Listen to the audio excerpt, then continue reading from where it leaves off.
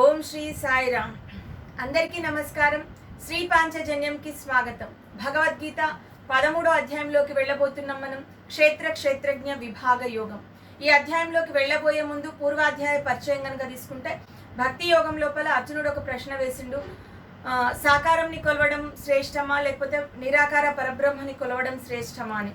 అక్కడ పరమాత్ముడు నిరాకార పరబ్రహ్మని కొలవాలంటే అది దేహాభిమానం ఉన్నటువంటి వాళ్ళకి చాలా కష్టం అని చెప్తూ, మిగిలినటువంటి అన్ని విషయాలు కూడా సాకార పరబ్రహ్మం గురించే చెప్పడం జరిగింది.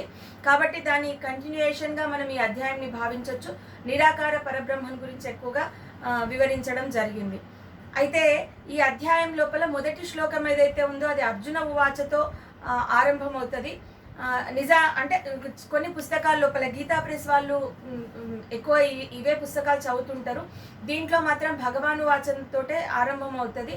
కొన్ని పుస్తకాల లోపల అర్జునుడు ప్రశ్న వేసినట్టుగా ఉంది. కాబట్టే కొంతమంది ఏమో 701 శ్లోకాలు అంటారు, 18 అధ్యాయాలు కలిపి. కొంతమంది 700 శ్లోకాలు అంటారు. అంటే దీంట్లో 700 శ్లోకాలే ఉన్నాయి. కానీ మనం అర్జున ఉవాచతోటే ఆరంభిద్దాం, ఎందుకంటే ప్రశ్న అనేటటువంటిది అక్కడే మనకి అర్థమవుతుంది కాబట్టి. ఓం శ్రీ పరమాత్మనే నమః. అథ త్రయోదశోऽధ్యాయః క్షేత్రజ్ఞ విభాగ యోగః. ప్రకృతిం పురుషం చైవ క్షేత్రజ్ఞమేవ చ ఏతద్వేదితుమిచ్ఛామి జ్ఞానం జ్ఞేయం చ కేశవ. ఇప్పుడు ఈ శ్లోకం లోపల 6 ప్రశ్నలు వేసిండు పరమాత్ముడిని అర్జునుడు. మొదటిది ప్రకృతిం పురుషం చైవ. ప్రకృతి అంటే ఏంటి, పురుషుడు అంటే ఏంటి. తర్వాత క్షేత్రజ్ఞమేవ చ. క్షేత్రం అంటే ఏంటి, క్షేత్రజ్ఞుడు అంటే ఏమిటి. తర్వాత జ్ఞానం జ్ఞేయం చ కేశవ. జ్ఞానం అంటే ఏంటి, జ్ఞేయం అంటే ఏమిటి. ఇప్పుడు ఈ 6 ప్రశ్నలకి సమాధానాలు అంటే వాటి గురించి వివరించమని చెప్పేసి, అది తెలుసుకోవాలని ఉందని చెప్పేసి అర్జునుడు అడుగుతా ఉన్నాడు. తర్వాత పరమాత్ముడు వాటి గురించి వివరణ ఇవ్వడం ఆరంభించిండు.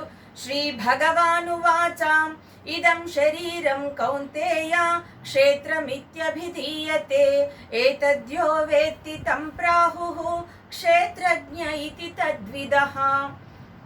చాలా స్పష్టంగా 2 పాదాల లోపల మొదటి పాదం తీసుకుంటే ఇదం శరీరం కౌంతేయ క్షేత్రమిత్యభిధీయతే. శరీరం ఏదైతే ఉందో అది క్షేత్రం అర్జున. తర్వాత ఆ క్షేత్రం గురించి ఎవరికైతే తెలుసో అతడు క్షేత్రజ్ఞుడు అని చెప్తున్నాడు. ఏతద్యో వేత్తి తం ప్రాహుః క్షేత్రజ్ఞ ఇతి తద్విదః అంటున్నాడు. కాబట్టి ఇప్పుడు క్షేత్రము, క్షేత్రజ్ఞుడు. క్షేత్రం అంటే శరీరం అని చెప్తున్నాడు. ఈ శరీరానికి సంబంధం లేకుండా ఈ శరీరం గురించి తెలిసినటువంటి వాడు క్షేత్రజ్ఞుడు అని చెప్తున్నాడు. ఇక్కడ క్షేత్రము అనే పదానికి అర్థం తీసుకుంటే భూమి అని అర్థం.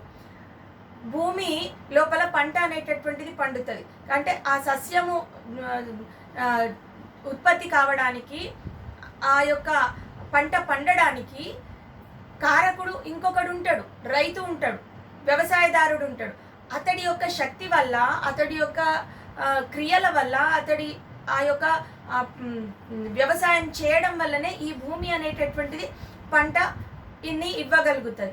అలా అని చెప్పేసి ఆ రైతు లేకుండా కూడా ఈ భూమి పంటనివ్వలేదు, అట్లాగే ఈ భూమి లేకుండా ఆ రైతు కూడా ఏమీ చెయ్యలేడు. కాబట్టి ఈ రెండింటి యొక్క ముఖ్యమైనటువంటి విషయం అంటే రెండింటి యొక్క ప్రాముఖ్యతను గురించి అర్థం చేసుకోవాలి.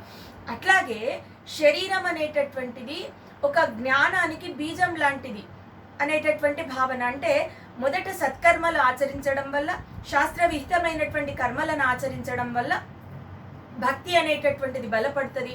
భక్తి మార్గంలోకి వెళ్ళగలుగుతాము. భక్తి బలపడిన తర్వాత ఎప్పుడైతే భక్తి బలపడుతుందో జ్ఞానం అనేటటువంటిది ఉద్భవిస్తుంది అని చెప్పడం జరిగింది.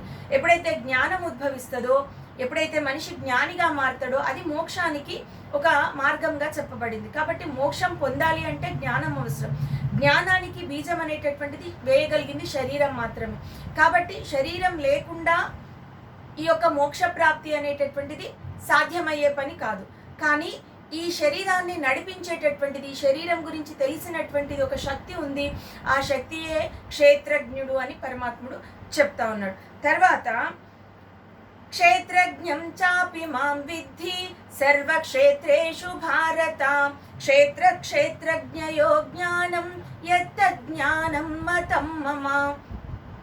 ఇప్పుడు అన్ని క్షేత్రముల లోపల కూడా ఇప్పుడు శరీరము అంటే ప్రతి జీవికి సంబంధించినటువంటి దేహం ఏదైతే ఉందో అది క్రిమి కీటక అంటే పక్షులు పశువులు ఏదైనా ఉండనియండి, వాటి దేహం ఏదైతే ఉందో వాటి శరీరం ఏదైతే ఉందో అది క్షేత్రము. తర్వాత దానిలో ఉన్నటువంటి క్షేత్రజ్ఞుడు ఎవరు అంటే నేనే అని చెప్తున్నాడు. ఇదం క్షేత్రజ్ఞం చాపి మాం విద్ధి సర్వక్షేత్రేషు భారత. సర్వక్షేత్రములలో ఉన్నటువంటి క్షేత్రజ్ఞుణ్ణి నేను అని పరమాత్ముడు చెప్తా ఉన్నాడు. ఈ విధమైనటువంటి జ్ఞానం అంటే క్షేత్రము అనేది దేహం అయితే ఆ దేహాన్ని నడిపించేటటువంటి వాడు వేరైనటువంటి వాడు, క్షేత్రానికి సంబంధం లేనటువంటి వాడు, కానీ క్షేత్రానికి దగ్గరగా ఉండేటటువంటి వాడు, క్షేత్రము గురించి తెలిసినటువంటి వాడు. ఇది అర్థం చేసుకుంటే క్షేత్ర క్షేత్రజ్ఞయో జ్ఞానం యత్త జ్ఞానం మతం మమ. ఈ జ్ఞానం కలిగినటువంటి వాడు జ్ఞాని అని చెప్తున్నాడు పరమాత్ముడు. అది కూడా ఇది నా నిశ్చితమైనటువంటి అభిప్రాయము అని చెప్పేసి చెప్తా ఉన్నాడు. తర్వాత ఇప్పుడు ఈ రెండు విషయాల గురించి, క్షేత్రం గురించి క్షేత్రజ్ఞుడి గురించి నేను వివరంగా చెప్తానని చెప్పేసి చెప్తా ఉన్నాడు. తత్క్షేత్రం యచ్చ యాదృక్ష యద్వికార్యతశ్చ యత్ సచయో యత్ ప్రభావశ్చ తత్సమాసేన మే శృణు. తత్క్షేత్రం యచ్చ యాదృక్ష అంటున్నాడు. ఆ క్షేత్రం ఏదో ఎలాంటిదో, యద్వికార్యతశ్చ యత్ ఏ వికారములు కలిగినటువంటిదో, ఏ విధంగా ఉత్పన్నమైనదో, 4 విషయాలు. ఆ క్షేత్రం అంటే ఏదో, అది ఎలాంటిదో, ఎలాంటి వికారములు కలిగినటువంటిదో, ఎలా ఉత్పన్నమైనదో. తర్వాత సచయో యత్ ప్రభావశ్చ తత్సమాసేన మే శృణు అంటున్నాడు. ఇప్పుడు సచయో అనేటటువంటి పదం క్షేత్రజ్ఞునికి సంబంధించి సంబోధించుండు. ఆ క్షేత్రజ్ఞుడు ఎలాంటి వాడో, ఎవరో, తర్వాత అతడు ఎలాంటి ప్రభావం కలిగినటువంటి వాడో, ఈ విషయాలు నీకు సంగ్రహంగా చెప్తాను విను అర్జున అని చెప్పేసి చెప్తూ, చాలా సందర్భాల లోపల ఏదైనా గొప్ప విషయం చెప్పాలి అంటే అది ఎంత గొప్పదో అర్థం చేసుకోవడానికి అది ఎలాంటి వాళ్ళు ఆచరించి చూపించిండ్రు, దాని గురించి ఎలాంటి వాళ్ళు చెప్పిండ్రు అనేటటువంటి విషయం మనం అంటే ఉదాహరణగా తీసుకొని చెప్తుంటాం. ఇప్పుడు ఏదైనా ఒక విషయం ఉంటే ఇది స్వామి వివేకానంద చెప్పిండు, లేకపోతే ఝాన్సీ లక్ష్మీబాయి కూడా ఇట్లా చేసిందంటే ఆ మార్గంలో అనుసరించేటటువంటి వాళ్ళు వెళ్ళేటటువంటి వాళ్ళు చాలా మంది ఉంటారు, వాళ్ళని ఆదర్శవంతులుగా తీసుకుంటారు. కాబట్టి వాళ్ళు కూడా చేసిండ్రు అనేటటువంటి ఒక ఉదాహరణ ఇవ్వడం వల్ల ఆ విషయానికి ఇంకా బలం చేకూరుతుంది అనేటటువంటి విషయం. కాబట్టి ఇక్కడ పరమాత్ముడు అదే చెప్తా ఉన్నాడు. ఈ క్షేత్రం అంటే ఈ క్షేత్రజ్ఞ జ్ఞానం గురించి ఎవరెవరు చెప్పిండ్రు అంటే ఋషిభిర్బహుధా గీతం ఛందోభిర్వివిధై పృథక్ బ్రహ్మసూత్రపదైశ్చైవ హేతుమద్భిర్వినిశ్చితైః. ఇప్పుడు ఋషిభిర్బహుధా గీతం ఛందోభిర్వివిధై పృథక్. వేదాలందు అనేక విధాలుగా ఈ యొక్క ఋషులు ఈ విషయాన్ని ప్రతిపాదించిండ్రు అని చెప్తున్నాడు. వేదములందు అనేక రకాలుగా ఈ విషయాన్ని ఋషులందరూ కూడా, ఋషులంటే సామాన్యులు కారు, జ్ఞానవంతులు, వాళ్ళంటే పరమాత్మని దర్శించినటువంటి వాళ్ళు. కాబట్టి అలాంటి వాళ్ళు చాలామంది ఈ విషయాన్ని వేదాల లోపల ప్రతిపాదించి చెప్పడం జరిగింది. బ్రహ్మసూత్రపదైశ్చైవ హేతుమద్భిర్వినిశ్చితైః. తర్వాత బ్రహ్మసూత్రములలో కూడా ఇది సహేతుకంగా వివరించి చెప్పడం జరిగింది అని చెప్పి చెప్తా ఉన్నాడు. ఇప్పుడు సహేతుకంగా, హేతుబద్ధంగా అంటే లాజికల్ సైన్స్ అనొచ్చు, అంటే ప్రూఫ్స్తో, అంటే ప్రయోగాత్మకంగా అనొచ్చు, అంటే దానికి పూర్తిగా సహేతుకంగా అనేటటువంటి భావన. ఈ విధంగా ఊరికే చెప్పడం కాదు, దాన్ని ప్రూవ్ చేసిండు అనేటటువంటి భావన. అట్లా బ్రహ్మసూత్రాల లోపల కూడా ఈ విషయం గురించి చెప్పడం జరిగింది అని చెప్పి చెప్తా ఉన్నారు. తర్వాత ఇక్కడి నుంచి 2 శ్లోకాలు, ఈ శ్లోకాలు ఏవైతే ఉన్నాయో 5-6 శ్లోకాలు ఇక్కడ క్షేత్ర స్వరూపం గురించి చెప్పడం జరిగింది. 2 శ్లోకాల లోపల క్షేత్రం యొక్క స్వరూపం పూర్తిగా వివరించి చెప్పడం జరిగింది. అంటే క్షేత్రము అంటే శరీరము అన్నాడు. శరీరము అన్నప్పుడు మనం ఏమేమి తీసుకోవాలి? శరీరం అంటే కాళ్ళు, చేతులు, ముక్కు, ఏదైతే భాగాలు ఉన్నాయో అవి మాత్రమేనా, లేకపోతే ఇంకా ఏంటనేటటువంటి విషయము, ఆ స్వరూపం ఏంటనేది ఈ 2 శ్లోకాల్లో చెప్పడం జరిగింది. మహాభూతాన్యహంకారో బుద్ధిరవ్యక్తమేవ చ ఇంద్రియాణి దశైకం చ పంచచేంద్రియ గోచరాః. మహాభూతాన్యహంకారో అంటున్నాడు పంచమహాభూతాలు. మహాభూతాలు అంటే కూడా అది అందరికీ తెలుసు. గాలి, అగ్ని ఏవైతే ఉన్నాయో, భూమి, ఆకాశం, నీరు, ఇవి పంచమహాభూతాలు ఇవి. తర్వాత అహంకారం, బుద్ధిరవ్యక్తమేవ చ, బుద్ధి అంటున్నాడు. అట్లాగే అవ్యక్తమైనటువంటి మూల పురుషుడు ఏదైతే ఉన్నాడో, అంటే మూల ప్రకృతి ఏదైతే ఉందో అది కూడా ఈ యొక్క క్షేత్రమే అని చెప్తూ, ఇంద్రియాణి దశైకం చ, దశ ఇంద్రియాలు అని చెప్తున్నాడు. అంటే కర్మేంద్రియాలు 5, జ్ఞానేంద్రియాలు 5. తర్వాత ఏకం చ అనేటటువంటి, అంటే దశ ఇంద్రియాలకి ఇంకొక వస్తువు కలిపి 11 చెప్తున్నాడు. దశ ఏకం అంటున్నాడు కాబట్టి అది మనసు అనేటటువంటి భావన.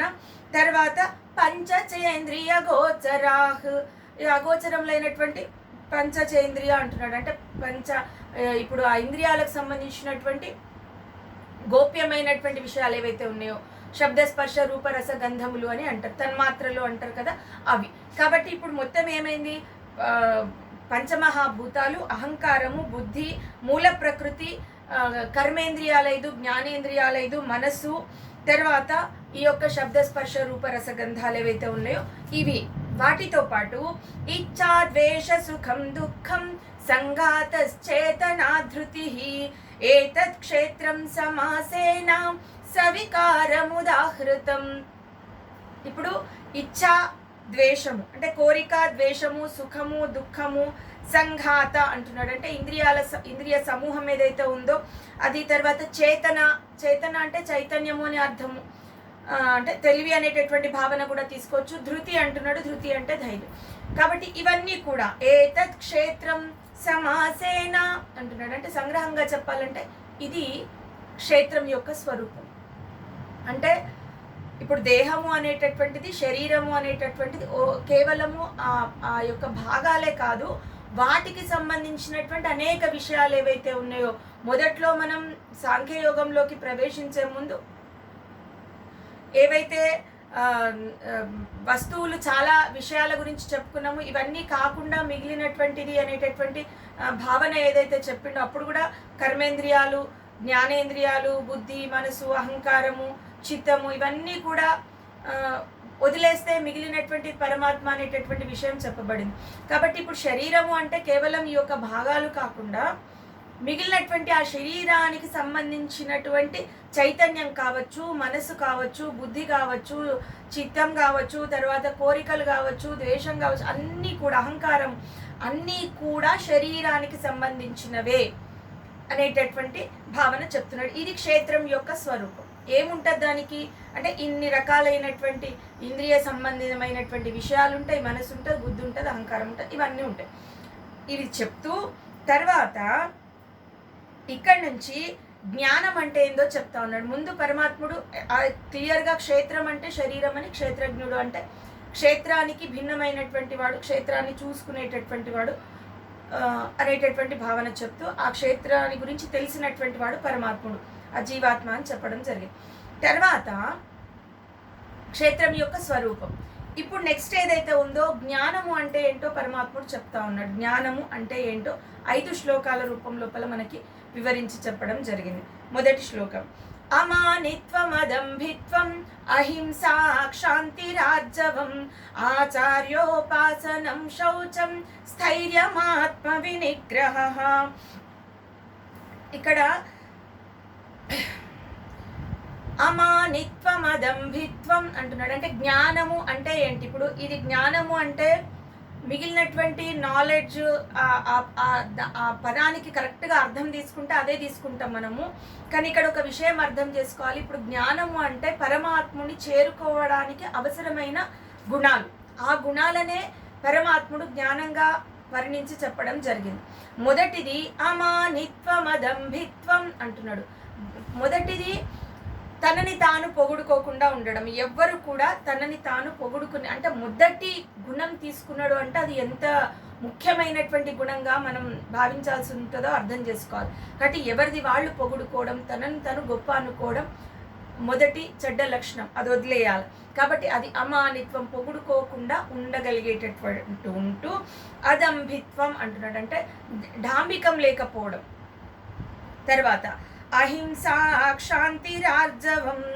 అహింస అంటే ఎవరిని కూడా హింసించకుండా ఉండేటటువంటి గుణము.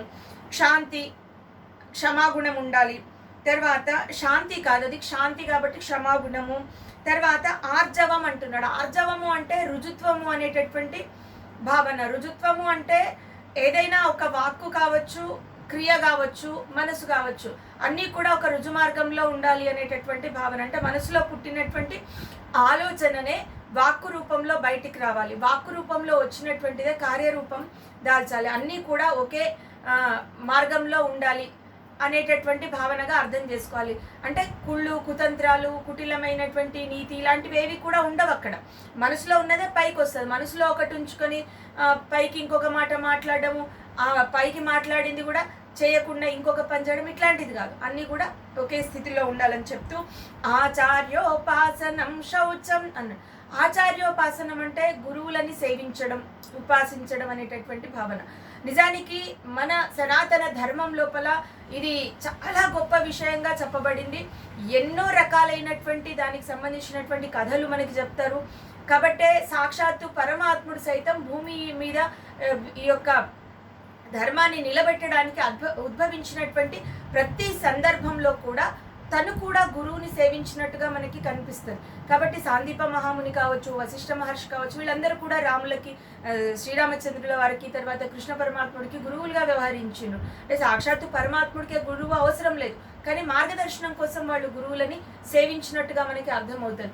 ఒక్కొక్క సందర్భం లోపల దేవతలని మనం ఉపాసిస్తున్నటువంటి వేళ ఒకవేళ గురువులని నిందించినట్లయితే, గురువులని అగౌరవపరిచినట్లయితే, ఒకవేళ గురువు యొక్క దయ అనేటటువంటిది మన పైన లేకపోతే, అంటే గురువుకి మన పైన కోపం వస్తే ఆ దేవతలు కూడా ఏమీ చెయ్యలేరు అనేటటువంటి భావన. అంటే దేవత వరం పొందాలన్నా, దేవత కృప పొందాలన్నా కూడా గురువుల యొక్క ఆశీర్వాదం అనేటటువంటిది అవసరం అని చెప్పేసి చెప్తా ఉంటారు.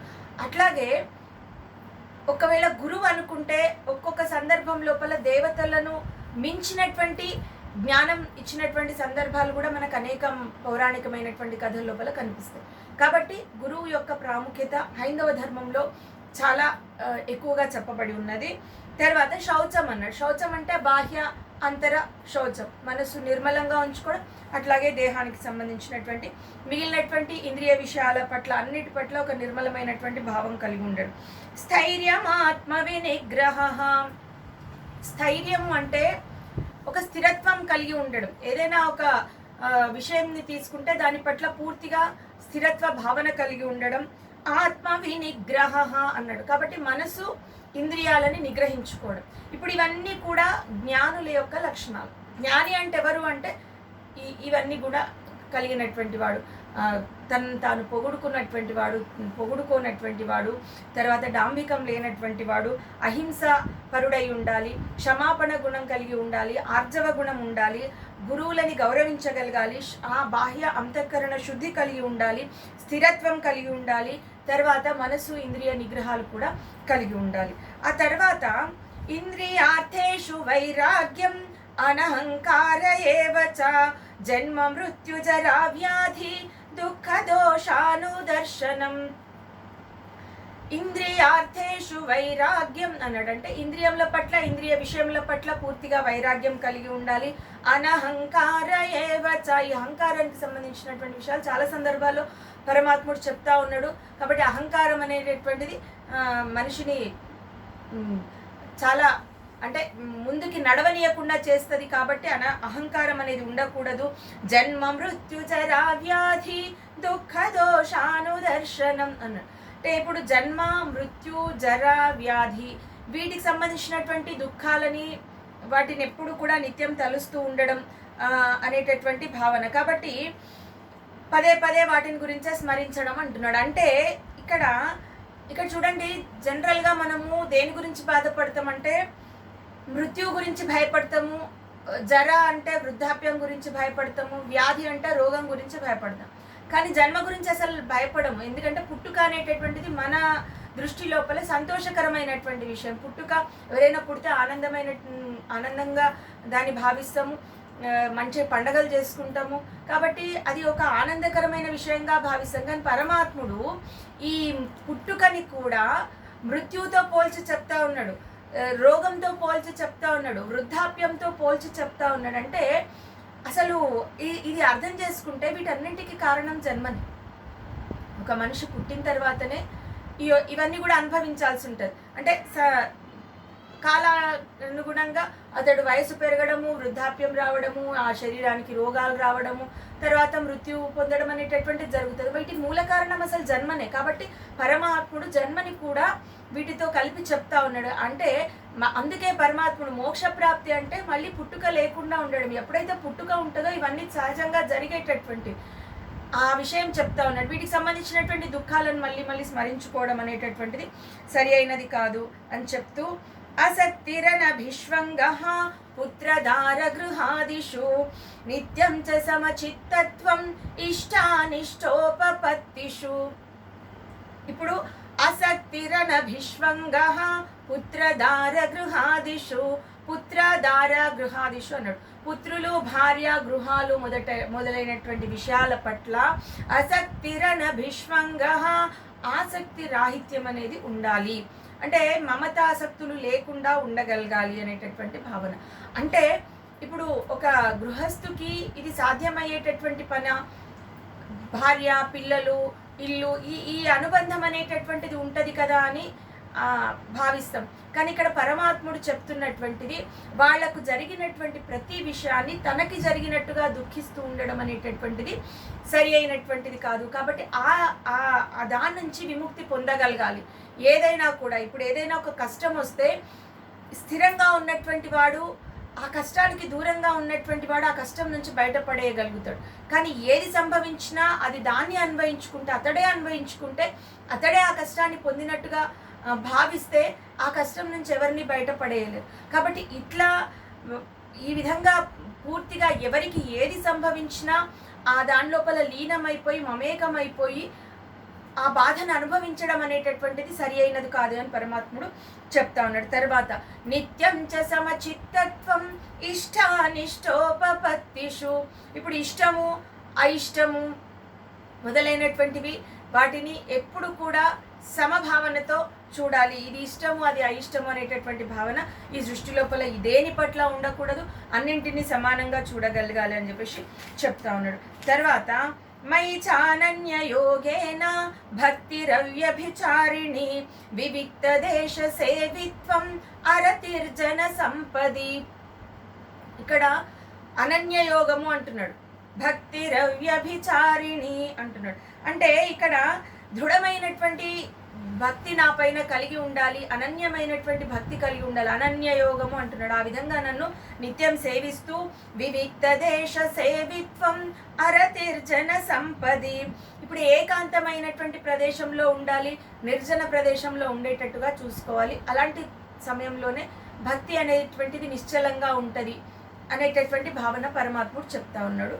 అది చెప్తూ ఆ ఏకాంత ప్రదేశంలోకి వెళ్ళాలి, జనాలు లేనటువంటి అంటే చలింపనటువంటి స్థలం ఏదైతే ఉంటుందో, ఎవరైనా చుట్టూ మనుషులు ఉంటే మనసు చలిస్తూ ఉంటుంది. కాబట్టి అలాంటి ఏకాంత ప్రదేశంలోకి వెళ్ళాలి, జనాలకి దూరంగా ఉండాలి, అది ఎక్కడైనా పర్వాలేదు అనేటటువంటి భావన చెప్తా ఉన్నాడు ఇక్కడ. అంటే అది చెప్పేటప్పుడు ఎప్పుడు ఈ ఏకాంతాన్ని కోరుకోవాలి అంటే ముందు సత్సాంగత్యమే అవసరమని చెప్తా ఉన్నాడు. అంటే మొదట భక్తి నిలవడానికి మాత్రం ఖచ్చితంగా సత్సంగం అవసరం.